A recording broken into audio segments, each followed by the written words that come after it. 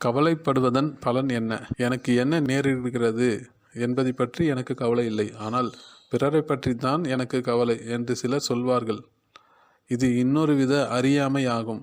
இவ்வாறு சொல்பவர்கள் தங்களை தாங்களே ஏமாற்றிக் கொள்கிறார்கள்.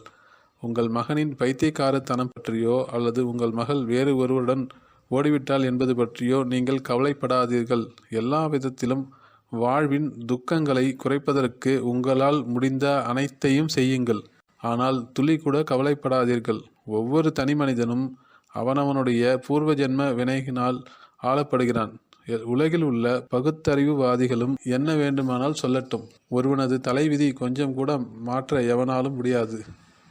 கேவுக்கோ உதவியோ தொல்லையோ கொடுக்கும்போது மூலம் கடவுள்தான் செயல்படுகிறார். செயல்படுவதில்லை. அது கேவின் பூர்வ ஜென்ம வினை. ஒருமுறை இதை நீங்கள் புரிந்து கொண்டால் மற்றவர்களை பற்றியோ அல்லது உங்களை பற்றியோ கவலைப்பட மாட்டீர்கள். கவலை சக்தியை உறிஞ்சும், நேரத்தை வீணாக்குகிறது. அது முட்டாள்தனம். கவலைப்படுவது ஆன்மீக விதிகளை பற்றிய அறியாமையின் வெளிப்பாடாகும். சுவாமி சிவானந்தர் எழுதிய மன அமைதி பூங்காவிற்கு ஒரு நல்வாழ்க்கை பாதை என்ற இந்த சிறிய நூலின் ஃபுல் புக்கு வீடியோ லிங்க்கு இங்கே இருக்கு.